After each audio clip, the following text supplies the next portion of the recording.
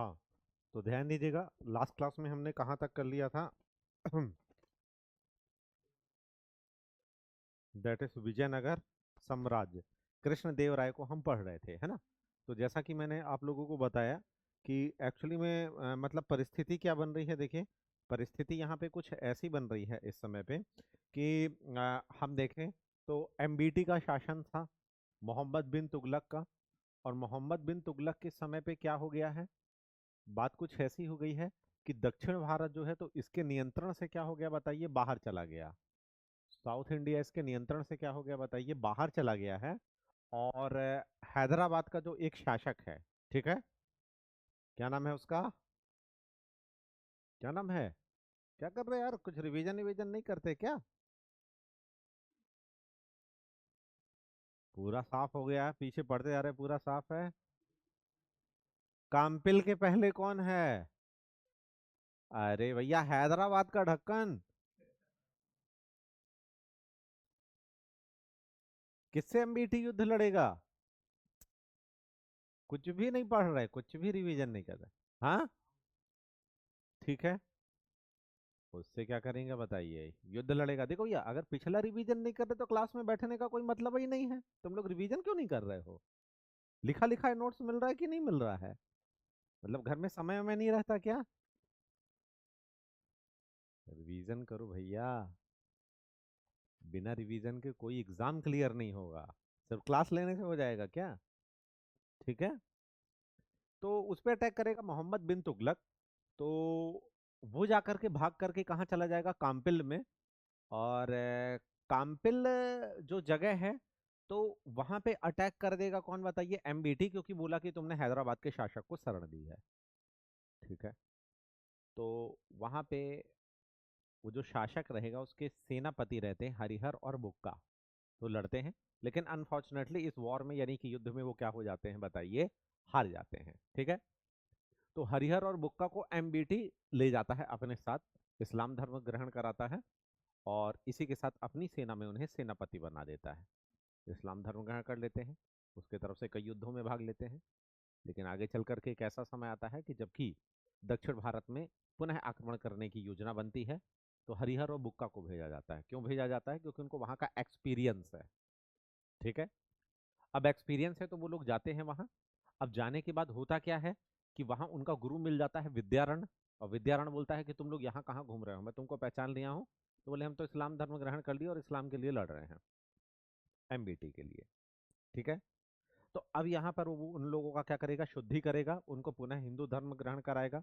और यहाँ पे एक और साथ में उसके व्यक्ति रहता है जिसका नाम सायण है। सायण वेद, वेद का बहुत बड़ा सायण जो व्यक्ति है उसके अष्टदिग्गजों में से एक है, आगे चल करके कृष्णदेवराय के। तो वो क्या करेगा कि यहाँ पर पे मतलब इन लोगों का पूरी तरह से शुद्धि करके हिंदू धर्म ग्रहण कराएगा। और विद्यारण प्लस सायण की प्रेरणा से हरिहर और बुक्का विजयनगर साम्राज्य की स्थापना करेंगे। और इसी के साथ वो अपने वंश का नाम अपने पापा के नाम पे रखेंगे, दैट इज संगम वंश। ठीक है, फिर संगम वंश आपने देख लिया। उसके बाद जो अगला वंश आएगा, कौन सा वंश है, कौन सा है,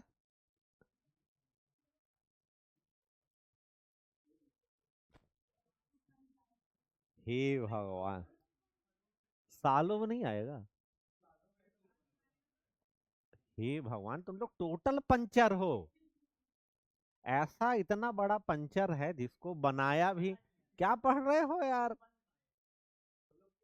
चार ठो तो वंश ही हैं यार, इतने महापंचर हो कि अब क्या बोले, ऑनलाइन है, कुछ बोल भी नहीं सकते। बच्चे कमेंट करेंगे कि किनको पढ़ा रहे हैं, ऑनलाइन वाले भी बोल रहे हैं कि भैया सब क्लियर हो रहा है, बहुत अच्छा हो रहा है, बहुत अच्छा नोट्स बना रहे हैं सर, युद्ध स्तर पे क्लास चल रही है। और जो यहाँ ऑफलाइन में बैठे हैं जो फिजिकल कम्युनिकेशन कर रहे हैं, टोटल पंचर, इतना बड़ा पंचर की जो बनाया भी नहीं जा सकता, क्योंकि जब कल ही का याद नहीं, अब हमें क्या करना, हम तो अपना सिलेबस खत्म कर देंगे, तुम पढ़ ही नहीं रहे हो तो क्या मतलब। और कोई भी विषय अगर पढ़ लिए क्लास में बन नहीं रहा तो क्या मतलब, रिवीजन करना पड़ेगा ना, उनका नाम याद रखना पड़ेगा। चलो, पूछने उछने का कोई मतलब नहीं है। ठीक है, हम सीधे आ जाते हैं अपने तुलु वंश में। ठीक है, और ठीक है, इसी तुलु वंश में हम पढ़ रहे थे कृष्णदेव राय को। इसके पहले क्या थे क्या नहीं थे आप लोग को जानने की आवश्यकता नहीं है। चलो, कल से हर अगली क्लास में पिछली क्लास का पूछा जाएगा, और जो नहीं बताएगा फिजिकल क्लास में तो बाहर चला जाएगा, क्योंकि हम लाइव तो पढ़ा ही रहे हैं, घर में जाके पढ़ लेना। ठीक है, क्लियर है। चलो, यहाँ बैठने का टाइम वेस्ट करने का मतलब नहीं है। अब ये जो कृष्णदेव राय है इसके बारे में मैंने आप लोगों को सब कुछ बता दिया था, और इसी के साथ कृष्णदेव राय जो है तो जब आएगा तो ये सीधे आकर के जो रायचूर का जो मतलब विवाद चल रहा था उसको ये पूरा जीत लेगा। बाकी सब हम कल देख लिए थे। रायचूर का जो दो आप क्षेत्र है, ठीक है, उसको क्या कर लेगा बताइए, ये पूरी तरह से विजित कर लेगा, यानी कि जीत लेगा। ठीक है, रायचूर दो आप क्षेत्र को क्या कर लिया बताइए, पूरी तरह से ये जीत लिया, है ना। और अब इस समय हम देखते हैं अभी इंडिया में इसके समय पे क्या स्थिति है। यही वो समय है, क्योंकि कृष्णदेव राय का जो शासन रहता है वो 1509 से 1529 रहता है।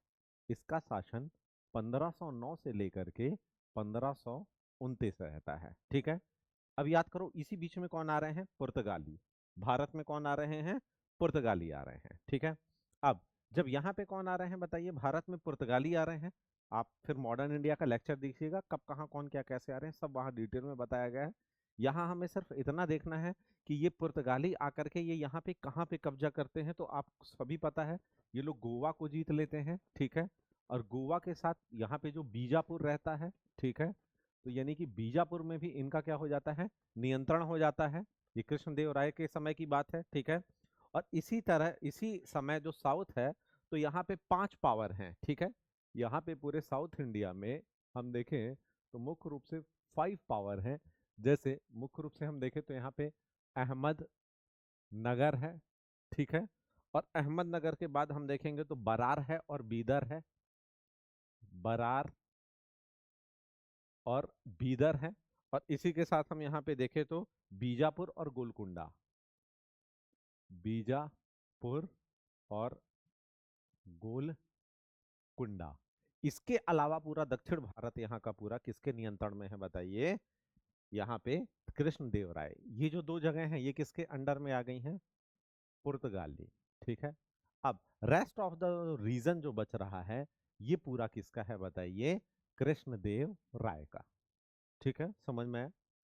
यहाँ जो नीचे मतलब प्राचीन भारत के इतिहास में आप पढ़ते हैं चोल चेर पांड, तो आगे आकर के अब यहाँ पे ये पूरा सब जगह क्या स्थापित हो जाता है, विजयनगर साम्राज्य स्थापित हो जाता है। ठीक है, क्लियर है। और इसी के साथ यहाँ पे मतलब 1336 में ये जो आपका है ये क्या है बताइए, विजयनगर साम्राज्य है यहाँ पे। ठीक है, और अब इसके आगे भी कुछ होता है। जब आ जाते हैं हम 1347 में, तो क्या आ जाता है, बहमनी साम्राज्य। और कल आपने बहमनी साम्राज्य और विजयनगर की आपस में रायचूर दो आप क्षेत्र को लेकर के हुई लड़ाई को आपने इसके, और विजयनगर साम्राज्य की किसको लेकर के, रायचूर दो आप क्षेत्र की लड़ाई कल आपने देखी, और अंतिम में क्या हुआ है जो कि आप लोग को कुछ भी याद नहीं है। ठीक है ना। तो ये स्थिति है। इसके अलावा जितना भी बचा हुआ हाँ, इसके मतलब ये मुख्य रूप से बहमनी साम्राज्य आपका जो आज का आंध्र प्रदेश प्लस तेलंगाना है, हम आंध्र प्रदेश लिखेंगे क्योंकि उस समय आंध्र प्रदेश में ही तेलंगाना आता था समझने के लिए। इसके बाद rest of the Andhra Pradesh का, अब देखो यहाँ से जो आपकी कृष्णा नदी निकलेगी यहाँ से आएगी महाराष्ट्र से, महाराष्ट्र से आंध्र प्रदेश के निचले हिस्से में, और निचले हिस्से से होते हुए कर्नाटक आएगी, और कर्नाटक से फिर आगे आएगी, और यहीं पे तुंगभद्रा इससे मिलेगी, इसकी सहायक नदी, और वो जाकर के आगे आएगी। तो इतना पूरा क्षेत्र किसका है, कृष्णदेव राय का है। उसने पूरा ये रायचूर दोआब क्षेत्र को अपने अंडर में कर लिया है, यानी कि निचला आंध्र प्रदेश, वर्तमान का तमिलनाडु, केरल, कर्नाटक, सब किसका है, कृष्णदेव राय का है। ठीक है, ये उस समय की क्या थी बताइए, स्थिति थी। ठीक है, क्लियर है। अब अब हम देखते हैं तो इसके समय में यहाँ पे जो पुर्तगाली गवर्नर था उसका नाम क्या था, अल्बुकर्क। और अल्बुकर्क जो था तो वो बहुत ही ज्यादा क्या था बताइए, विद्वान था, विद्वान भी था, और साथ में क्या था बताइए, योद्धा भी था। ठीक है, तो ये जो अल्बुकर्क रहता है तो ये वही शासक है, याद करिए। इसने सबसे पहले, जब हम मॉडर्न इंडिया पढ़ते हैं तो वहां पे देखते हैं जो कार्ड सिस्टम है,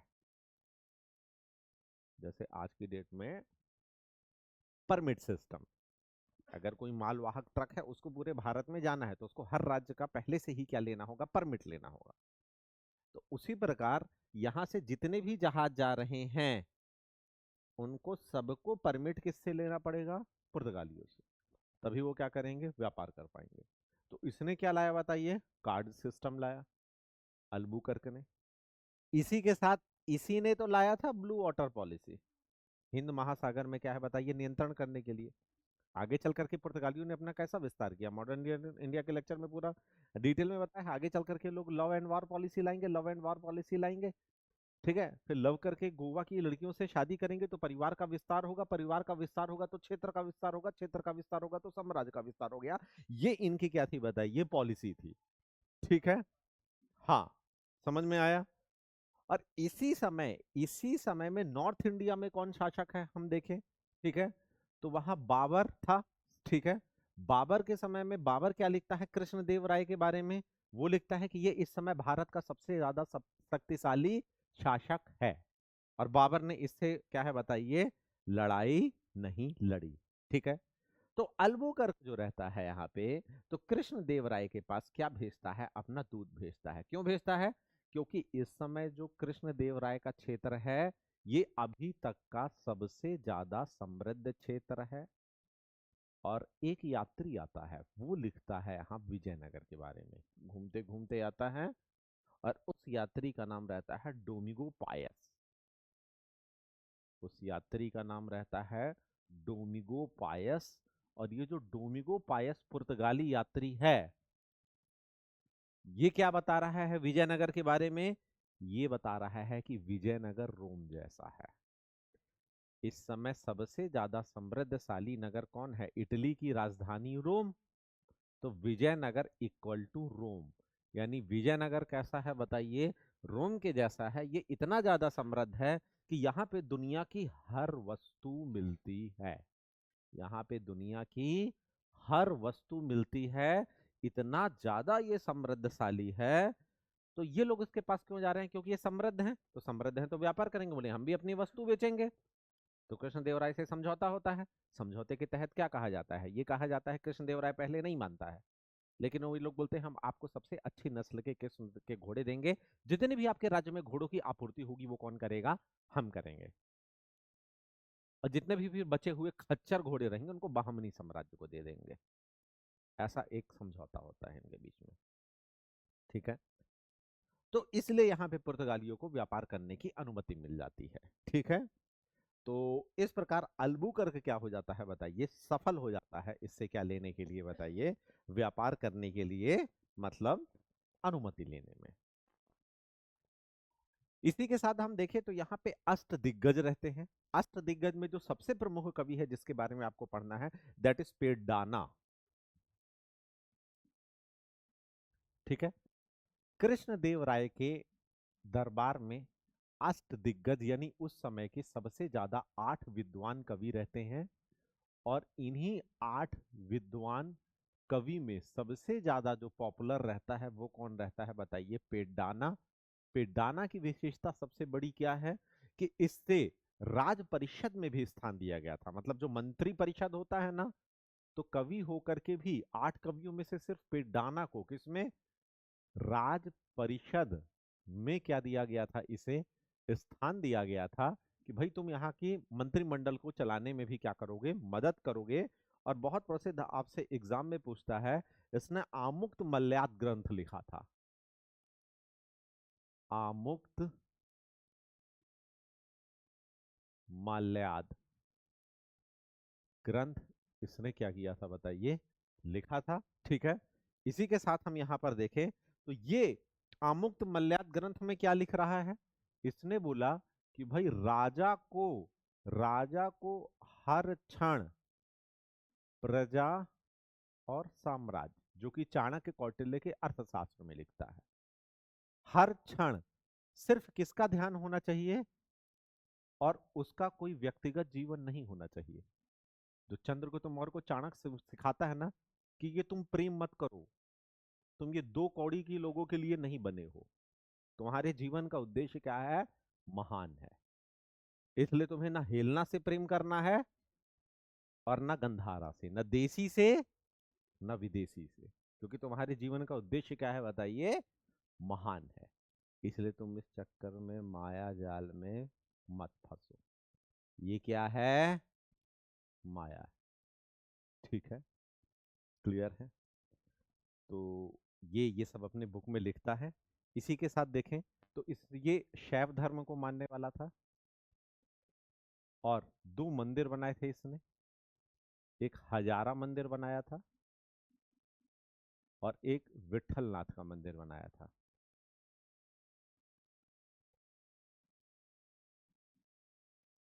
ठीक है, ये पेडडाना के बारे में क्या है बताइए, जानकारी है। ठीक है, सबसे ज्यादा जो कृष्ण देव राय की प्रसिद्ध थी वो इसकी मुद्रा थी। ठीक है, कृष्ण देव राय के शासन में पूरी तरह से किसका प्रभाव रहेगा, वेदों का। पूरी तरह से वेदों के आधार पे इसका साम्राज्य चलता था। और बहुत प्रसिद्ध संस्कृत का यहाँ पे इनके यहाँ कवि था जिसका नाम क्या था, सायण। तो वो सब बताता था, इसका पुरोहित था कि शासन को कैसे चलाना है, क्या संचालन करना है। इसी के साथ कृष्ण देव राय की मुद्रा बहुत फेमस थी, दैट इज वराह मुद्रा, जो कि पूर्णतया किसकी हुआ करती थी, सोने की हुआ करती थी। ठीक है, और ये इंटरनेशनल एक्सेप्टेड थी, क्योंकि सोना था ना, तो इंटरनेशनल एक्सेप्टेड थी। इसको पैगोड़ा भी कहा गया है। पैगोड़ा मतलब सोने का सिक्का। आप आएंगे ना यहाँ तो पैगोड़ा बनाएंगे, पैगोड़ा की टकसाल खोलेंगे यहाँ पे लोग। ठीक है, तो इस प्रकार से देखें कि इसके यहाँ पे ये वराह मुद्रा इसकी बहुत ज्यादा फेमस थी, क्योंकि ये क्या हुआ करती थी बताइए, गोल्ड की हुआ करती थी। और इसके यहाँ एक और पुर्तगाली यात्री आया था, दैट इज बारबोसा। दो पुर्तगाली यात्री आएंगे। ठीक है, एक इसके पहले आया है अभी। ठीक है, जिसका नाम क्या है, हमने अभी अभी देखा है। पहले वाले आते डोमिगो पायस, और जो दूसरा है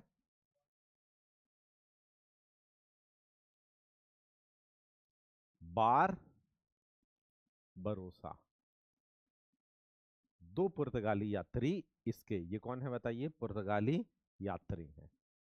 जिसमें से डोमिगो पायस कृष्ण देव राय के साम्राज्य के बारे में, विजयनगर साम्राज्य के बारे में पूरी तरह डिटेल से क्या करेगा बताइए, लिखेगा। ठीक है, इसके शासन में महिलाओं की स्थिति हम देखें तो कैसी थी। ठीक है, तो इसके शासन में महिलाओं की स्थिति तो अच्छी थी, लेकिन विधवाओं की स्थिति क्या थी बताइए, दयनीय थी। तो महिला स्थिति देखें तो महिला स्थिति अच्छी थी, लेकिन जो विधवा थी, विधवा की स्थिति क्या थी बताइए, दयनीय। क्योंकि यहां भी क्या चला करती थी, सती प्रथा, कि साथ जिएंगे साथ मरेंगे। और सती प्रथा को विजयनगर साम्राज्य में क्या कहा जाता था, क्या कहा जाता था सती प्रथा को विजयनगर साम्राज्य में, सहगमन प्रथा। सहगमन मतलब साथ आए हैं साथ जाएंगे, लेकिन ये कह रही कि नहीं जाएंगे तो इसको गाड़ डालो। मतलब इनकी सती प्रथा जो थी वो इनको गाड़ देने की थी, वहां पे जलाने की थी, लेकिन यहाँ पे गाड़ देने की। एकदम बहुत अच्छी व्यवस्था थी, जेसीबी से गड्ढा खोना, सीधे गाड़ दो। ठीक है, तो ये मतलब जो है, इसके समय में शैव धर्म का ही एक कौन था बताइए समूह, जिसका नाम क्या था बताइए, लिंगायत। एमपीपीएससी में पूछा था ना, लिंगायत किससे संबंधित है, तो किससे, शैव धर्म से, है ना। शैव धर्म का ही एक समूह है। तो इन्होंने ये चीज बोला था, बोला था जलाओ वलाओ नहीं, सीधे इनको गाड़ दो। ठीक है, क्लियर है। तो बहुत अच्छी व्यवस्था थी। और इसी के साथ यहाँ पे राज्य में विदुषी महिला की नियुक्ति होती थी। विदुषी महिला मतलब जैसे आप वेद काल में, वेद शास्त्र में पढ़ते थे, वैदिक काल में विश्वारा, लोपामुद्रा, विपाशा, ठीक है, ये सब वहां यज्ञ कर्मों में भाग लेती थी, वेद लिखने पढ़ने इन सब में भाग लेती थी। तो उसी प्रकार से यहाँ पे विदुषी महिला को भी राज में क्या दिया जाता था बताइए, स्थान दिया जाता था। तो मतलब महिला की स्थिति अच्छी थी, लेकिन किसकी स्थिति अच्छी नहीं थी? विधवा की। लेकिन विदुषी महिला को कहाँ स्थान दिया जाता था बताइए? राज्य में प्रमुख स्थान दिया जाता था। ठीक है, तो ये इस समय क्या थी बताइए? महिलाओं की स्थिति थी। ठीक है, अब इसका जो अगला शासक रहेगा वो रहेगा अच्युत देव राय। कौन रहेगा? अच्युत देव राय अगला शासक रहेगा। और कृष्ण देव राय अपने मरने के पहले ही अपना उत्तराधिकारी घोषित कर दिया था। किसको घोषित कर दिया था? अच्युत देव राय को। यानी अगला शासक कौन रहेगा? तो अच्युत देव राय। ठीक है, अब ये जो अच्युत देव राय रहेगा, तो ध्यान दीजिएगा कि ये मतलब जो है कृष्ण देव राय का एक व्यक्ति मतलब दामाद रहेगा, जिसका नाम क्या रहेगा? राम राय। तो वो उसको अपने साथ भी राजा बनाएगा। यानी पहली बार ऐसा हुआ है कि दो लोग मिलकर के राजा बनेंगे। यानी राजा कौन बनेगा यहाँ पे? अच्युत देव राय। लेकिन प्लस साथ में किसको ले लेगा? राम राय। और राम राय कौन है? कृष्ण देव राय का दामाद। और ये दोनों मिलकर के एक बॉडी बन जाएंगे राजा। और क्या चलाएंगे बताइए? शासन चलाएंगे। तो पहली बार इतिहास में ऐसा हुआ है कि जबकि दो व्यक्ति एक साथ राजा बनेंगे। अच्छा कॉन्सेप्ट है कि नहीं है? कि एक व्यक्ति का दिमाग कहाँ तक काम करेगा? सीमित रहता है कि नहीं रहता है बताइए? है ना? अब आप ही से पूछ ले तो कौन कौन सा विषय अच्छा बनता है? बोले सर हिस्ट्री याद नहीं होता है, पॉलिटी में आर्टिकल समझ में नहीं आता है, ज्योग्राफी का कॉन्सेप्ट क्लियर नहीं क्योंकि फिजिक्स नहीं बनता है, साइंस पहले से वीक है समझ में नहीं आता है, और इकोनॉमी पढ़ने का सर कभी समय नहीं मिला। गणित लगा रहे हैं लेकिन बन नहीं रही है, और रीजनिंग प्रैक्टिस नहीं कर पाए हैं। और हिंदी सर अच्छे से बोलते नहीं आती है, इंग्लिश अच्छे से बोलते नहीं आती, और हिंदी सर अच्छे से लिख नहीं पाते। ठीक है, तो इसीलिए यहाँ दो राजा मिलकर के क्या किए बताइए? शासन किए। क्योंकि सभी विषयों में पारंगत होना है तो समय किसको देना पड़ेगा? पढ़ाई। और विद्यार्थी पढ़ाई को छोड़ के सबको समय देता है, सिर्फ पढ़ाई को ही समय। कहीं लड़ाई हो रही तो जाना है, कहीं किसी का ब्रेकअप हो गया तो वहां जाना है, कहीं कोई तिलवारा में कूद रहा है तो उसको बचाने जाना है। मतलब विद्यार्थी कसम खा लेता है कि विद्यार्थी जीवन में मेरा जन्म ही दूसरों को बनाने के लिए हुआ है। I am king maker Syed बंधु। आगे मिलेंगे हम उनसे। ठीक है, चलो। तो इस प्रकार से आपने देखा। और इसी इसके समय में एक पुर्तगाली यात्री आता है, दैट इज नूनीज। इन लोगों के समय में एक पुर्तगाली यात्री आता है, दैट इज नूनीज। ये नाम याद रखना, नूनीज किसके समय पे आया है। ठीक है, क्लियर है? तो ये चीज जो है तो हम अच्छी तरह से देख लेंगे। क्लियर है? चलो हाँ शु। हाँ हाँ,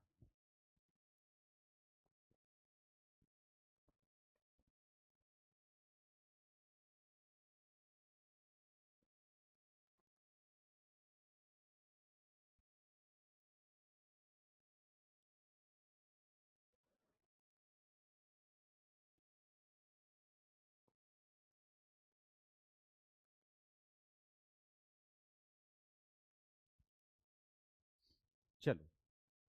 तो समझ में आया? ये पुर्तगाली यात्री इस वंश का अंतिम शासक सदाशिव राय है। इस वंश का, तुलु वंश का अंतिम शासक जो है वो कौन है?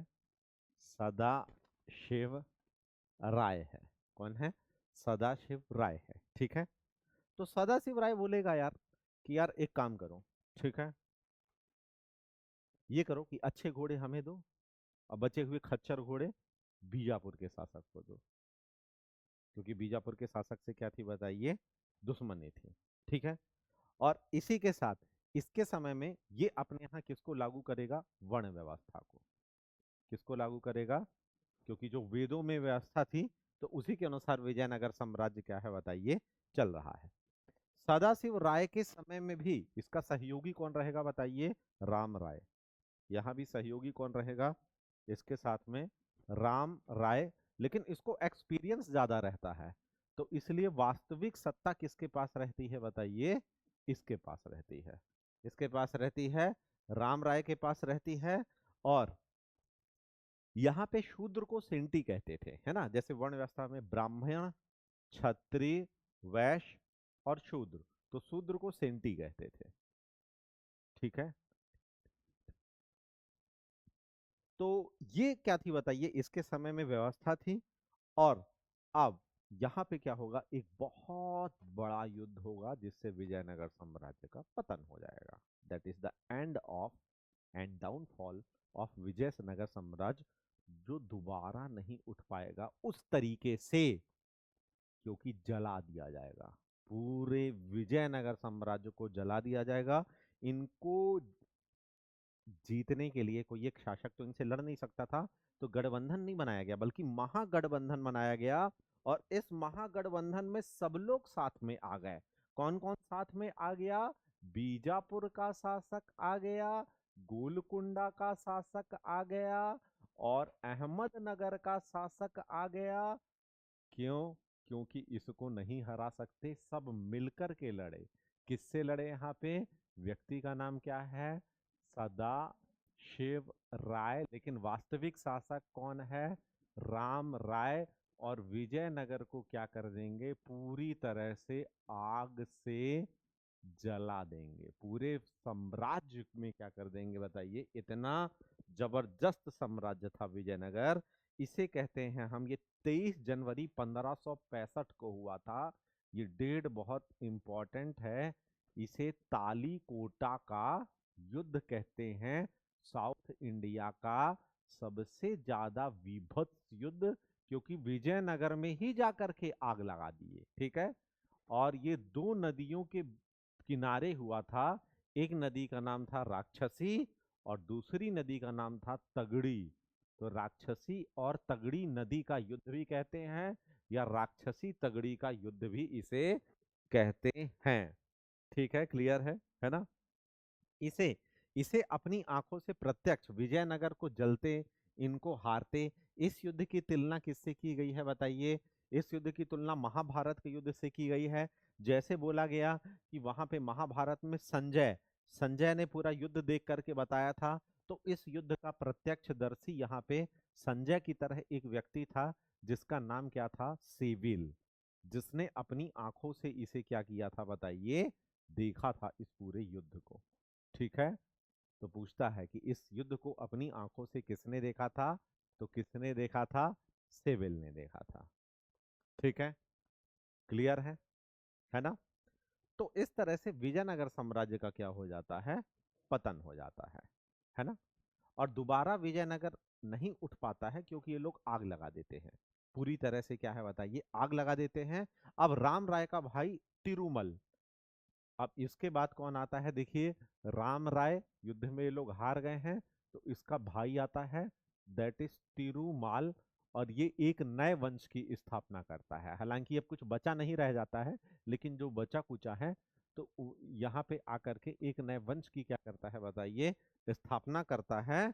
और इसी वंश का नाम क्या पड़ता है बताइए? आरवीडू वंश।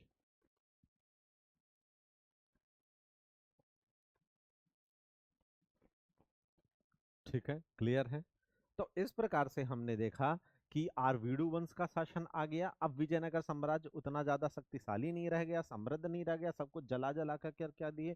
फूक दिए। और इसी के समय में सबसे शक्तिशाली शासक होता है वेंकट सेकंड, आरवीडू वंश का सबसे शक्तिशाली शासक, शक्तिशाली शासक, दैट इज वेंकट सेकंड। और इसी वेंकट सेकंड का मंत्री रहता है आड्यार।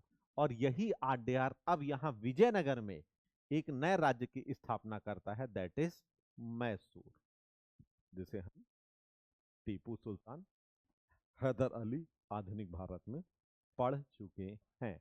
यूट्यूब में वीडियो डाला। तो समझ में आया? ये था दक्षिण भारत का इतिहास।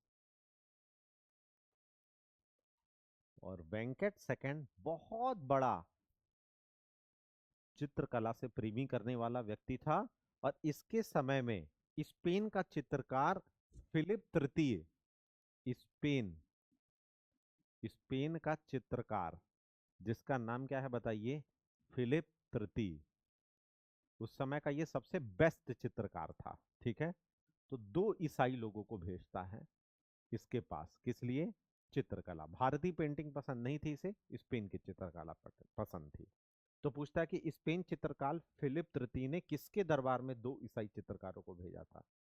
तो किसके दरबार में? वेंकट सेकंड। ठीक है, क्लियर है।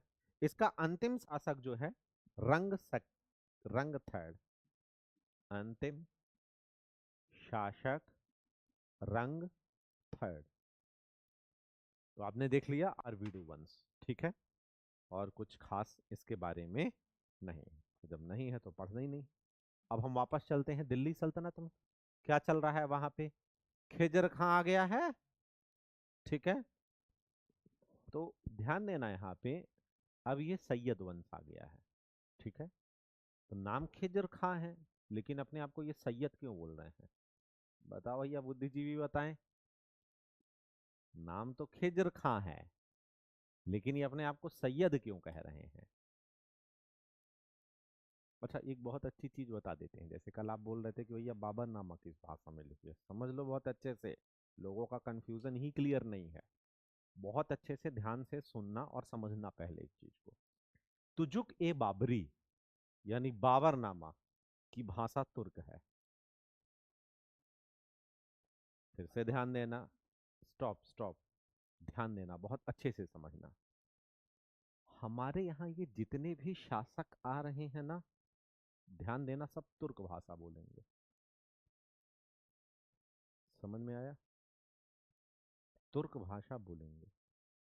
इसलिए इनकी जो बायोग्राफी रहेगी ना, तुर्क भाषा में रहेगी। क्योंकि जिस भाषा में बोलेंगे उस भाषा में लिखेंगे। लेकिन राजकाज की, साम्राज्य की, प्रशासन की भाषा फारसी रहेगी। दिल्ली सल्तनत का जब हम प्रशासन पढ़ेंगे, भाषा फारसी। मुगल प्रशासन पढ़ेंगे, भाषा फारसी। लेकिन बोलेंगे क्या? जैसे हम बोलते क्या है? खड़ी बोली। और लिखते क्या है? देवनागरी लिपि। जैसा बोलते हो वैसा लिखते हो क्या? नहीं। लेकिन वो लोग जैसा बोलते थे वैसे ही लिखते थे। तुर्क बोल रहे हैं, तुर्क ही लिख रहे हैं। लेकिन जब प्रशासन करेंगे तो भाषा बदल जाएगी, फारसी। ठीक है। हाँ, हम बोल जैसे आपसे जो बात बात संवाद कर रहे हैं वो अलग भाषा में, लेकिन जब उसको लिखते हैं तो देवनागरी लिपि में, तो भाषा फिर बदल जाती है कि नहीं? जैसे बोलचाल करते हैं वैसे ही करते हैं क्या? ठीक है। हाँ, क्योंकि ब्रिटिशर्स ने आकर के न्यायालय स्थापित किया। अच्छा, उस समय इंग्लिश चलती थी, तो कोई इंग्लिश का क्या है बताइए प्रभाव? सुप्रीम कोर्ट के सारे मुकदमे किसमें? इंग्लिश में। लेकिन अगर आप हिंदी में बहस करना चाहते हैं तो कर सकते हैं। लेकिन चूंकि माहौल इंग्लिश का, इसलिए बोल क्या रहे हैं? इंग्लिश। ठीक है, चलो।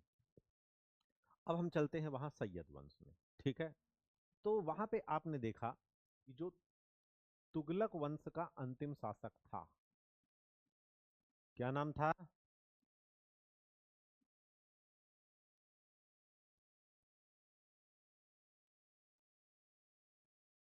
नासिरुद्दीन महमूद, या इसे हम महमूद शाह भी कहते थे।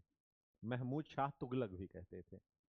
ठीक है, पूरा नाम था नसीरुद्दीन महमूद शाह तुगलक। ठीक है, क्योंकि एक नसीरुद्दीन महमूद और था ना। कौन था एक और नसीरुद्दीन महमूद? बलवन का ससुर।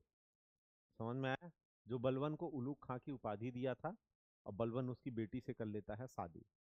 तो कॉन्स्पिरेसी करके अगला शासक बन जाता है, क्योंकि दामाद ही शासक बनता था। उस समय ऐसा प्रचलन था, या तो दामाद या तो भतीजा, नहीं तो कजन ब्रदर, मतलब जो भी वंश में क्या है उपलब्ध है। ठीक है, अब देखो यार, इस प्रकार इसने इसने एक नए, हाँ, इसको कौन मार देगा बताओ? तैमूर लंग मार देगा।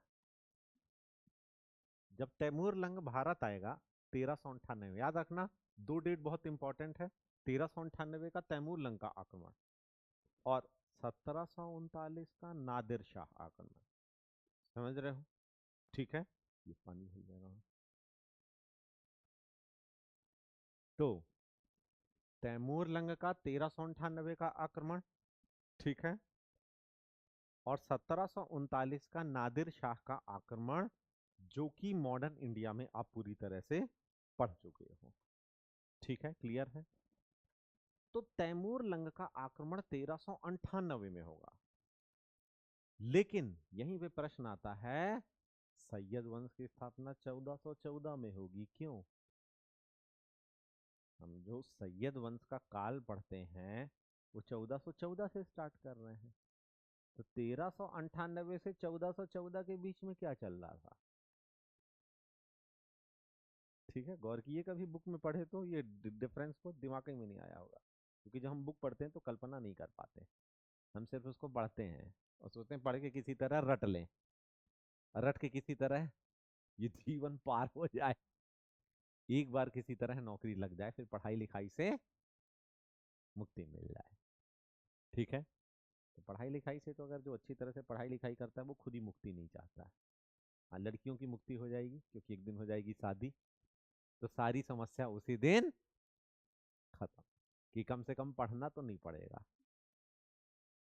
ठीक है, क्लियर है ना? चलो, सब अच्छा अच्छा ऑप्शन ढूंढ रहे हैं।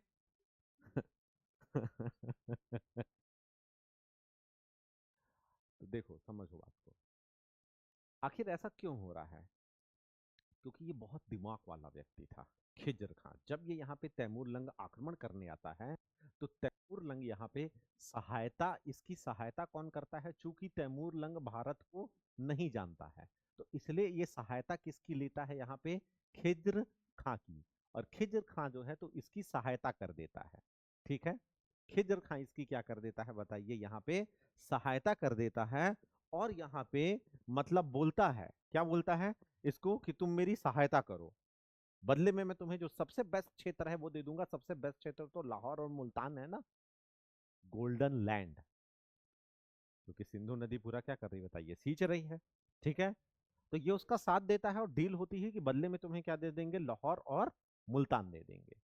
ऐसी क्या होती है बताइए? डील होती है। ठीक है, अब देखो क्या होता है यहाँ पे। अब बात यहाँ पे कुछ ऐसी है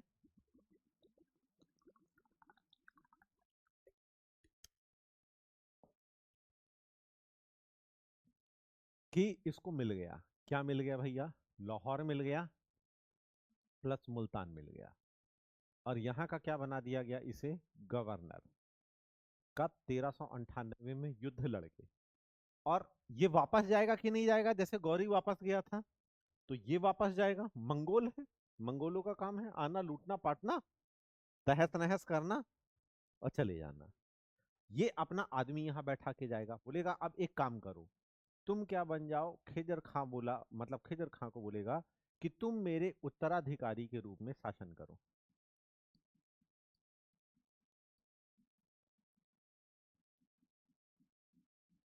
लेकिन आपको बता दें, ये शासक नहीं बनता है।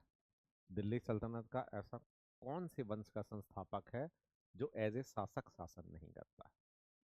इसने कभी भी अपने आप को सुल्तान घोषित नहीं किया, अपने आप को राजा घोषित नहीं किया, और अभी अपने वंश की स्थापना नहीं किया। समझ रहे हो? इस पेज को समझना हिस्ट्री के। यहाँ पे ये बोलेगा कि मैं यहाँ का शासक नहीं बनूंगा। दिमाग लगा रहा है कि शासक बन जाएगा तो यहाँ के क्षेत्रीय लोग विरोध करेंगे ना, तैमूर लंग तो चला गया, लेकिन इसको निपटा देंगे ना, तो दिमाग लगाएगा। बोले मैंने आपकी मदद की है, मैं सेवक हूं और सेवक ही रहने दो, क्योंकि उसे तो पता है कि संभालूंगा मैं ही। आप एक काम करो, आपका कोई वंशज है? बोले है। बोले कौन है? बेटा है। बोले क्या नाम है बेटे का? बोले भैया जो मेरा बेटा है उसका नाम है शाहरुख खान। शाहरू है, खा बाद में आएगा, दिल वाले दुल्हनिया ले जाएंगे में। अभी केवल शाहरू आया। ठीक है, तो इसको ही आप क्या बना दो यहाँ का शासक, और मैं इसी शासक का क्या बन जाऊंगा? सेवक। और सेवक के रूप में मैं क्या संभालूंगा? राज्य संभालूंगा। तो ये बोला ठीक है यार, ये तो मेरे बहुत बड़े सम्मान की बात कर दी है तुमने, ऐसा आदमी मैंने पहली बार देखा। इससे ये खुश हो जाएगा, और खुश होकर के यहाँ किसकी सत्ता स्थापित करेगा? शाहरू की। अभी शासक नहीं बना है, इसको यहाँ बिल्कुल ताजपोश कराया जाएगा। सब जगह मैसेज किया जाएगा तैमूर लंग का शासन चल रहा है, क्योंकि तैमूर लंग का बेटा बैठा दिया गया है राजगद्दी में। ठीक है। और फिर जब बैठा दिया जाएगा, अब शाहरू तो वापस जाएगा ना, तो शाहरू अब वापस जाएगा। शाहरू वापस कब जाएगा? 1414 में।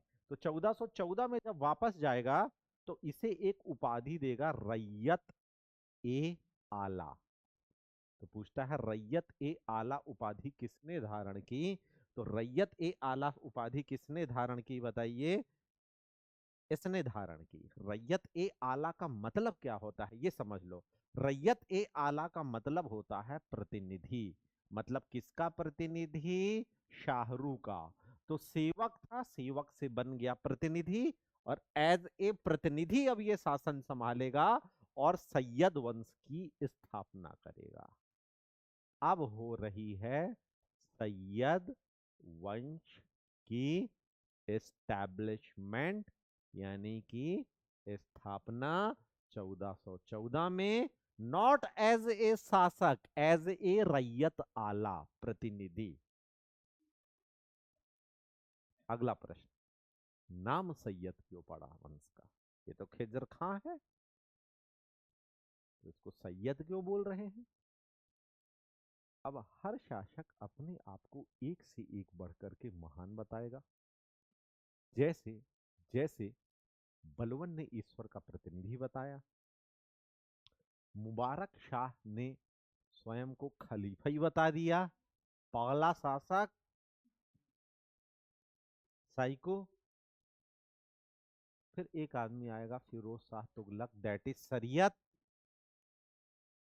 अब कौन आया है? ये सैयद वंश। तो ये बोला कि हम पैगंबर हजरत मोहम्मद के वंशज हैं, और हजरत पैगंबर मोहम्मद के वंशज को सैयद कहते हैं।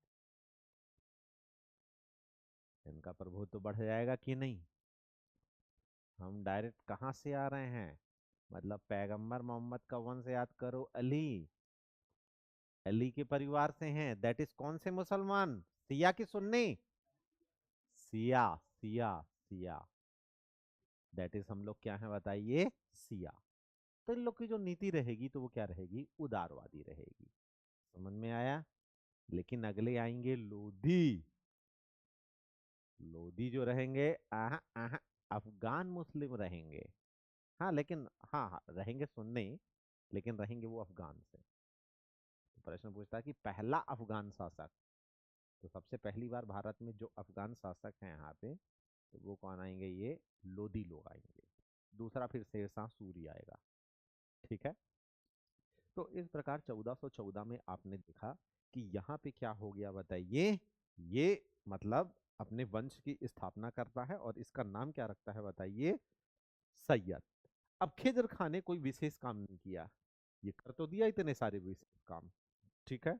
तो अगला शासक जो यहाँ पे रहेगा वो कौन रहेगा? मुबारक शाह। मुबारक शाह। ठीक है। और इसकी बहुत प्रसिद्ध रचना है तारीख ए मुबारक शाही। इसके ऊपर लिखी गई है, ये भी इसकी बायोग्राफी है। तारीख ए मुबारक शाही। मुबारक हो तुमको ये शादी तुम्हारी, सदा खुश रहो तुम। बिल्कुल नहीं। अगला शासक क्या बताइए? मोहम्मद शाह। कोई इंपॉर्टेंट नहीं है। अगला शासक कौन है? मोहम्मद शाह। सदा तड़पो ये दुआ है हमारी। ये अपने दरबार में बहलूल लोदी को बुलाता है। किसको बुलाता है बताइए? बहलूल लोदी को बुलाता है, और उसको उपाधि देता है दैट इज खान ए खाना की। और ये लोदी जो हैं, इसका सेनापति रहता है, और अफगान के रहते हैं। ठीक है। तो मोहम्मद शाह ने अपने यहाँ किसको बुलाया बताइए? बहलूल लोदी को। और बहलूल लोदी को ये उपाधि देगा, कौन सी उपाधि देगा कि तुम सबसे बड़े योद्धा और वीर हो। तो सबसे बड़े योद्धा और वीर को इनकी भाषा में क्या कहा जाता था? खान ए खाना। खान ए खाना का मतलब क्या हुआ? खाना खाना नहीं, योद्धा वीर, योद्धा वीर। और यही उपाधि तो आगे चल करके अकबर बैरम खां को देता है ना, खान ए खाना, मतलब तुम मेरे सबसे ज्यादा योद्धा और वीर सेनापति हो। हाँ बिल्कुल, तो जहां भी खान ए खाना मिलेगा इसका मतलब क्या है? योद्धा और वीर। ठीक है। जबकि एक और उपाधि है इससे मिलती जुलती, दैट इज खान खाना। तो खान खाना विद्वान कवि को दी जाती है, ध्यान देना, यहीं पे लिख लेना। एक उपाधि और होती है, दैट इज खान खाना। और खान खाना किसको दी जाती है? विद्वान या कवि को। और अकबर के दरबार में एक विद्वान कवि रहता था जिसका नाम क्या था? अब्दुर रहीम। इसी अब्दुर रहीम को क्या है कि उपाधि दी गई थी बताइए? खान खाना की दी गई थी मुगल दरबार में। ठीक है। अब वो जो बाबरनामा तुर्क में लिखी गई थी ना, उसका फारसी अनुवाद अब्दुर रहीम करेगा। ठीक है। और अकबर के दरबार में रहेगा अबुल फैजल। अकबर आगे चल करके अनुवाद विभाग की ही स्थापना कर देगा। क्यों? सभी हिंदू पौराणिक धर्मों का क्या कराना है? अनुवाद, क्योंकि उसमें बहुत अच्छी अच्छी बातें लिखी हुई हैं। गीता है, महाभारत है, रामायण है। तो सबसे पहले समय काल के हिसाब से किसको उठाएगा? महाभारत। और उसका क्या कराएगा? अनुवाद कराएगा। कौन कराएगा? अकबर। तो अनुवाद विभाग का इसके प्रमुख कौन रहेगा बताइए? अबुल फजल रहेगा। और बाबर की जो आत्मकथा है, तुजू के बाबरी या बाबरनामा, वो तुर्क भाषा में लिखेंगे, लेकिन उसका फारसी अनुवाद कौन करेगा? अब्दुर रहीम। क्यों? क्योंकि बहुत विशेष कवि है। तो इसलिए इसको क्या है की उपाधि दी जाएगी? खान खाना की उपाधि दी जाएगी। और जबकि खान ए खाना किस चीज की उपाधि है? योद्धा वीर की उपाधि है। ठीक है। अब ये जो बहलोल लोदी है ना, तो ये मतलब जो है फायदा उठाएगा आगे चल करके, और 1451 में इसको मार करके लोदी वंश की स्थापना करेगा। तो अगला वंश कौन सा आ गया हमारा? लोदी वंश।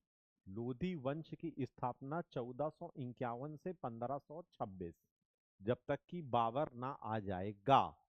ठीक है। ध्यान देना, ये लोग तुर्क नहीं थे। अभी तक जो थे सब तुर्क थे, लेकिन ये तुर्क नहीं थे, बल्कि ये क्या थे? अफगान थे। क्या थे ये लोग? अफगान।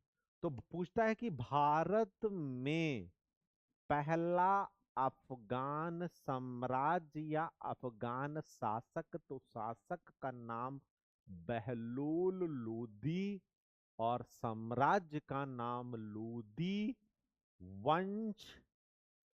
वंश का नाम लोदी और साम्राज्य का नाम दिल्ली सल्तनत।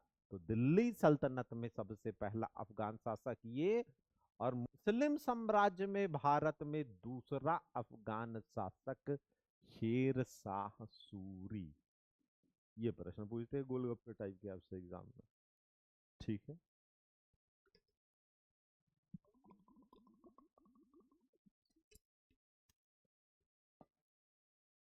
अब समझना बात को। बहलोल लोदी की सबसे बड़ी विशेषता है कि ये बहुत ही विशेष प्रकार के सिक्के चलाएगा, जिसका नाम क्या रहेगा? बहलोली सिक्के। ठीक है। और ये सिक्का कब तक चलेगा? शेर शाह सूरी तक। मतलब यहां से चला रहा है और यहां तक चलेगा। कौन सा बताइए? बहलोली सिक्का। और फिर शेर शाह सूरी आएगा ना, तो ये चलाएगा रुपए, जो कि आज वर्तमान में क्या बन गया है? रुपया। ना बीवी ना बच्चा, ना बाप बड़ा ना मैया, ना दद्दा ना दद्दी, भैया सबसे बड़ा रुपया। जिसके पास होगा रुपया, उसी के पास होगा सब कुछ। ठीक है। तो अब देखो, समझो बात को। ठीक है। तो आपसे पूछेगा बहलोली प्रकार के सिक्के किसने चलाया? बहलोल लोदी। ये कब तक चले? आगे आएगा भैया मुगल वंश, मुगल में ही बीच में आ जाएगा एक अफगान हुमायूं को पीठ के किनारे, शेर शाह सूरी। तो यहां तक बहलोली सिक्के ही चलेंगे, लेकिन आगे चल करके शेर शाह सूरी रुपए चला देगा। वही वर्तमान में हमारे यहाँ रुपया है। ठीक है, वो रुपया हमारे यहाँ क्या है? 1 रुपया बराबर पहले होता था 16 आना, और उसी का आधा कर दो तो क्या हो जाता था? 8 आना। 16 का आधा 8, तो 8 आना बराबर 50, तो 50 पैसा। तो 50 पैसे का सिक्का, देखे हो तुम लोग? देखे हो 50 पैसे का सिक्का? ठीक है, जब तुम लोग पैदा ना हुए होगे तब चलता रहा। और उसी 50 पैसे को आधा कर दो तो 8 आना का आधा 4 आना, तो चरन्नी 25 पैसा। फिर आगे चल करके 1957 में क्या चेंज किया गया कि 1 रुपया बराबर 100 हिस्से। मतलब 100 हिस्से यानी 100 पैसे मिल करके क्या बनेगा बताइए? 1 रुपया। यानी रुपया का सबसे छोटा हिस्सा क्या होगा बताइए? पैसा। समझ में आया? इस तरह से ये रिफॉर्म होगा। शेर शाह सूरी के समय में क्या होगा बताइए? 16 आना बराबर 1 रुपए, और ये चलेगा हमारे यहाँ टिल 1947 तक। हालांकि 50-25 पैसे के सिक्के तो हमारे दादा के टाइम तक भी चलते थे, लेकिन आजकल अब नहीं चलते हैं। फिर 1 रुपए का सिक्का आ गया, फिर बोले 1 रुपए, 2 रुपए, 5 रुपए। और जबलपुर में तो कोई भी दुकान वाला 1 रुपए 2 रुपए नहीं लेता, जबकि आरबीआई की तरफ से गाइडलाइन है कि अगर कोई लेने से मना करे तो आप शिकायत कर दीजिए, एफआईआर हो जाएगी, उसको अंदर कर दिया जाएगा। लेकिन अब 1 रुपए के लिए कितना खर्चा कोई क्यों करे? ठीक है, तो इसीलिए 1 रुपए 2 रुपए अगर बिहारी भिखारी को दो तो वो फेंक के मारता है, याद ले। और बिहार भिखारी भी क्या मांगता है आजकल? 10 का। 5 का बोलता है कभी क्या? 10 का, कि भैया एक 10 का देना। अरे एक 10 का तुम्हें दे दो, चाय पी ले। ठीक है, क्लियर है ना? चलो, अब अगला शासक जो रहेगा वो कौन है? सिकंदर लोदी। यही सबसे इंपॉर्टेंट शासक है। और फिर इब्राहिम लोदी तो आ जाएगा मुगल वंश। तो हम पहुंच जाएंगे कहाँ? मुगल वंश में। ठीक है, चलो।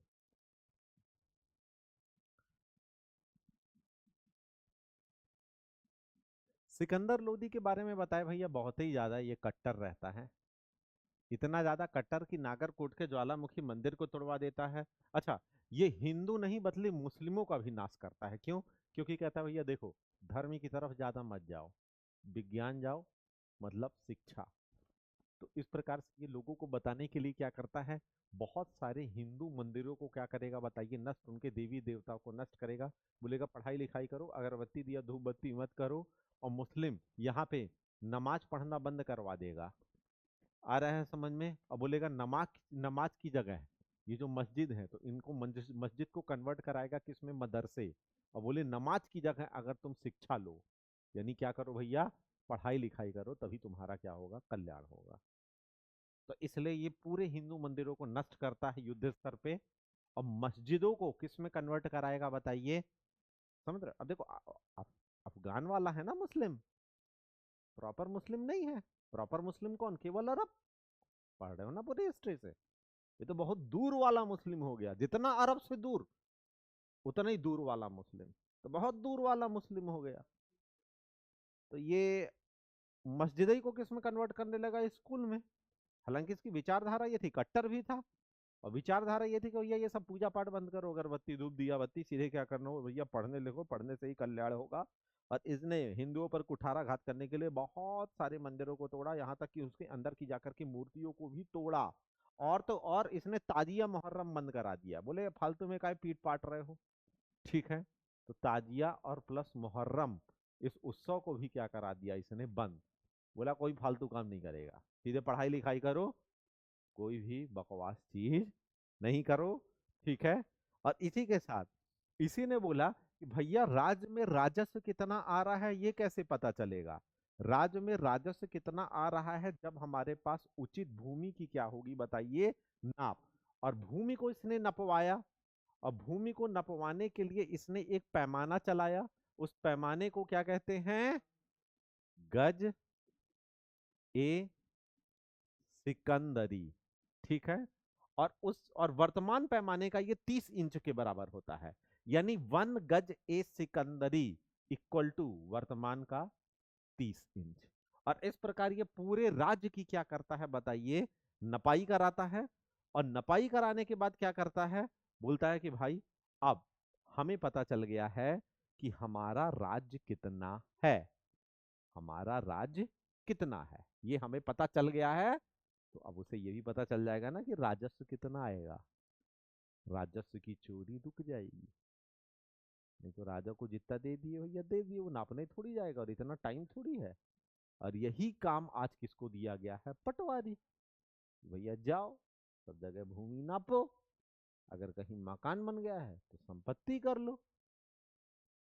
एग्रीकल्चर लैंड है तो फ्री कर दो, अगर वहां एग्रीकल्चर हो रहा है तो। लेकिन आजकल लोग एग्रीकल्चर इस लैंड पे क्या रियल एस्टेट खड़ा कर दे रहे हैं अवैध तरीके से। ठीक है। तो अलग अलग समय में अलग अलग पैमाना आते हैं। जैसे आप देखते हो कि हीरा को जहां नापने का पैमाना कैरेट है और 1 कैरेट बराबर 200 मिलीग्राम होता है, वहीं सोने की शुद्धता का पैमाना कैरेट है कि 24 कैरेट इक्वल टू शुद्ध सोना। ठीक है। तो इस तरह से इसने क्या की? पैमाइश की। पैमाइश मतलब समझ रहे हो ना क्या होता है? नापना। पैमाइश। पैमाइश मतलब क्या होता है? भूमि को नापना। तो अब राजस्व की चोरी क्या होगी बताइए? नहीं होगी। और जिसकी जितनी भूमि है उसको उस आधार पे टैक्स लगाएगा। बड़ी भूमि है तो ज्यादा टैक्स, छोटी भूमि है तो कम टैक्स। तो ये व्यवस्था सही है कि नहीं बताओ? बड़ी भूमि है तो इतना टैक्स लो और छोटी भूमि है तो कम टैक्स लो। ये बेचारा गरीब है, इसको अगर आधा लगा दिए तो पता चला बचे ही इतने। और जनसंख्या कितनी? क्रिकेट टीम का खाएगी। समझ रहे? तो इसलिए बोले भैया थोड़ी सा लगाओ इसमें, है ना। पता चला देखे कि इस घर में यहाँ इतनी जमीन है, 100 लोग पल रहे हैं, तो बोले इतना टैक्स लगा। तो यानी कहने का मतलब भूमि के आकार के आधार पर इसने क्या किया बताइए? टैक्स लगाया। और इसने इसको पढ़ने लिखने में बहुत ज्यादा रुचि थी, इसलिए ये क्या है? एडिटोरियल लिखा करता था दैनिक भास्कर के। और नीचे अपने नाम की जगह लिखा करता था गुलरुखी। ठीक है। यानी ये क्या था बताइए? विद्वान। विद्वान के साथ लेखक था। और संपादक जब लिखा तो लिखने के बाद नीचे अपना नाम क्या लिखा करता था? गुरु लखी। एक होता है गुरुमुखी, पंजाबियों की वो लिपि होती है।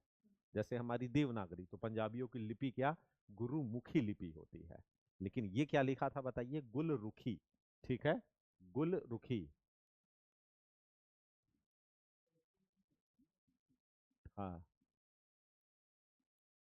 तो ये अपने नाम की जगह क्या लिखा करता था बताइए? गुलरुखी। और इसने आयुर्वेद को उठाया और आयुर्वेद में देखा कि कौन कौन सी बीमारी के लिए क्या क्या इलाज लिखा है, तो उसको लिख डाला। आयुर्वेद उठाया, उसमें कौन कौन सी बीमारी के लिए क्या क्या लिखा है इलाज। बोले भैया क्या है? भैया बुखार है, चलो काढ़ा बना दो। क्या क्या काढ़े में डालो भैया? इसमें खड़ी मिश्री डालो, ठीक है। और गुरुच डालो, इसको पीस करके डालो, ठीक है। खड़ा सोठ डालो, सबको कूटो। ये सब लिख दिया इसने फारसी भाषा में। दैट इज फरहंग ए सिकंदरी। फरहंग ए, चूंकि लिखा है इसने सिकंदर ने, तो सिकंदरी। हाँ, इसकी भाषा ध्यान देना फारसी है। और ये है क्या? आयुर्वेद के इलाज। और किसका इलाज? बीवी का इलाज नहीं, बीमारी का इलाज। जिस ला इलाज का इलाज नहीं, जिसका इलाज हो सकता है। ठीक है। तो बीमारियों का इलाज, तो बीमारी के इलाज के लिए क्या भैया बताइए? आयुर्वेद से इसने लिख लिया। पूछता कि फरहंग ए सिकंदरी किसने लिखा है, भाषा क्या है और क्या है। 1504 में आगरा बसाएगा और आगरा की किलेबंदी कराएगा, तो ये अपनी राजधानी परिवर्तित करेगा आगरा। मुगल के समय में भी राजधानी शुरुआती आगरा रहेगी ना। बाबर आएगा आगरा, आगरा के आरामगढ़ में उसको क्या है गाड़ दिया जाएगा। फिर हुमायूं को सपना आएगा, बाबर आएगा सपने में, बोले यहाँ मेरे को क्या गाड़ दिए, वहां गाड़ो जहां का मैं हूँ। तो फिर उसको यहाँ से खनेंगे बाबर की हड्डी हड्डी, और फिर लेकर के यहाँ से आगरा से कहाँ ले जाएंगे, जहां से वो आया था, फरगना। ठीक है, क्लियर है। तो 1504 में भैया, 1504 में ये आगरा में, 1504 में ये क्या करेगा, ठीक है, आगरा शहर बसाएगा। आगरा शहर बसाया, ठीक है। जौनपुर किसने बसाया?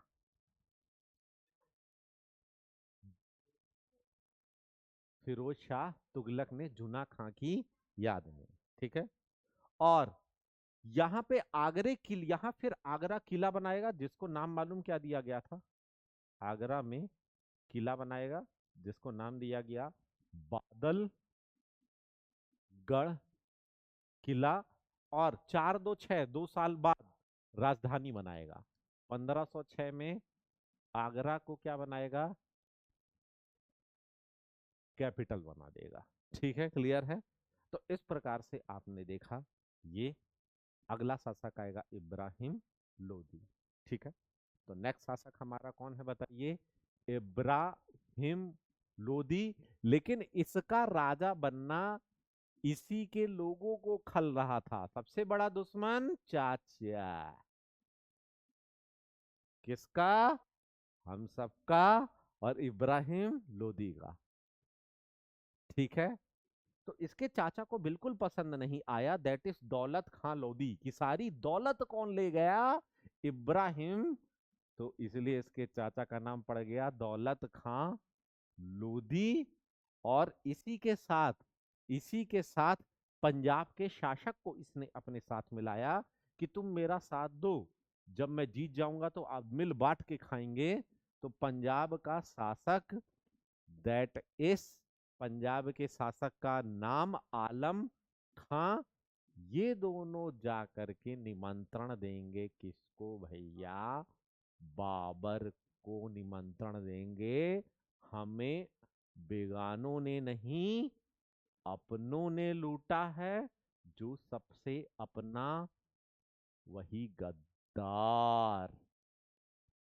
गद्दार सबसे करीबी होगा ना। ठीक है। आजकल ब्रेकअप क्यों हो रहे हैं? गद्दारी। जो सबसे निकट वो सबसे बड़ा गद्दार। ठीक है, क्लियर है। अब ये भैया बुलाएगा और होगा 15 अप्रैल, 21 अप्रैल 1556 को पानीपत का प्रथम युद्ध होगा। ठीक है। एक तरफ बाबर रहेगा और दूसरे तरफ कौन रहेगा बताइए? इब्राहिम लोदी। जिसके तरफ से कौन रहेगा? कोई नहीं। ठीक है। हाँ।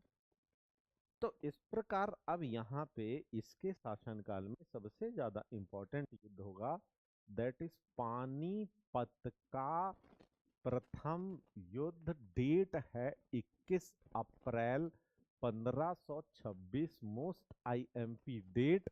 और यहाँ पे एक तरफ रहेगा बाबर और दूसरे तरफ रहेगा लोदी वंश का अंतिम शासक, दैट इज इब्राहिम लोदी। बाबर का यहाँ पे साथ कौन देगा बताइए? इसका चाचा, इब्राहिम का चाचा, दैट इज, जो लड़ाई किसके लिए रहा है? दौलत के लिए, दौलत खां लोधी। और दूसरा इसका साथ देगा पंजाब का गद्दार, जिसका नाम क्या है बताइए? क्या है? आलम खां। ये मिल करके इसके साइड आ जाएंगे, इसका साथ दे देंगे, ये बाबर का गुट बन गया। शुरू में तो बाबर हार रहा था, लेकिन फिर इसने निकाल दी तोपे। और तोप में बहुत विशेष पद्धति से ये लड़ा था। और उस पद्धति को हम इतिहास में कहते हैं तुगलमा पद्धति। तो तुगलमा पद्धति से इसने क्या किया बताइए? युद्ध लड़ा। समझ रहे हो? ठीक है। और इसमें इसके दो बहुत प्रसिद्ध तोपची थे। यानी तोप चलाने वाले, जिनका निशाना क्या रहा करता था बताइए, बहुत ही ज्यादा अचूक रहा करता था। ठीक है।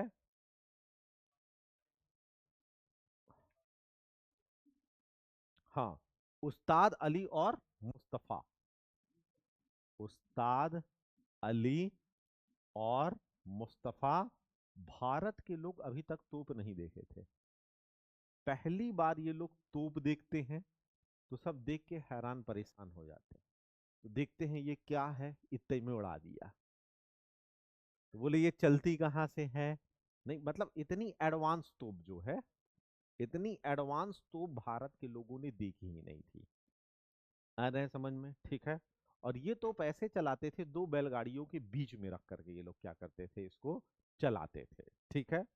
तो with the help of this war technique, Babur क्या है बताइए, जीत गया और एक नए वंश की स्थापना होती है, दैट इज मुगल वंश।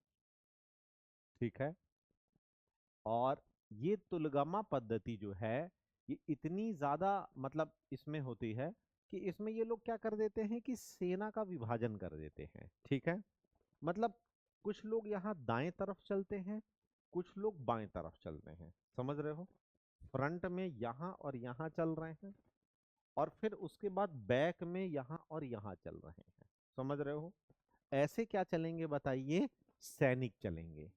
और जो केंद्र में मुख्य सेना रहेगी, मुख्य सेना क्या रहेगी बताइए, केंद्र में रहेगी।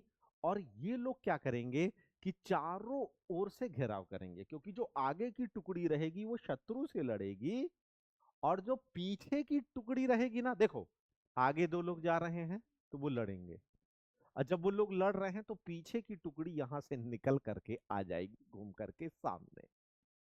समझ में आ रहा है कि नहीं? नहीं समझ में आ रहा तो कोई बात नहीं। ठीक है। तो पीछे की टुकड़ी कहाँ आ गई बताइए, आगे आ गई। तो आगे आकर के उनको डबल भून दी।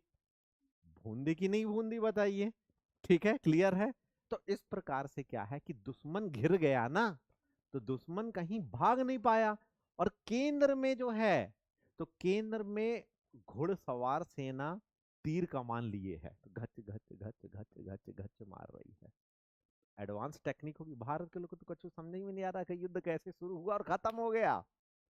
जैसे आज भी समझ में नहीं आ रहा है। ठीक है। तो इस प्रकार से, और यहीं पे फिर बाबर ने क्या किया बताइए, अपनी एडवांस तोप, ठीक है, जिसमें से उसके दो तुर्की तोपची थे, दैट इज मुस्तफा एंड उस्ताद। तो ये लोग क्या करने लगते हैं बताइए, उस तोप से बाकी के लोग को सबको छलनी कर देते हैं। और इस प्रकार बाबर इस युद्ध को क्या करता है, जीत जाता है। और अगले वंश की स्थापना होती है, मुगल वंश। तो कल हम पढ़ेंगे मुगल वंश। ठीक है। मुश्किल से 6-7 दिन में आपका मिडावल हिस्ट्री खत्म हो जाएगा। फिर हम पढ़ेंगे पॉलिटी, और साथ में एमपी हिस्ट्री।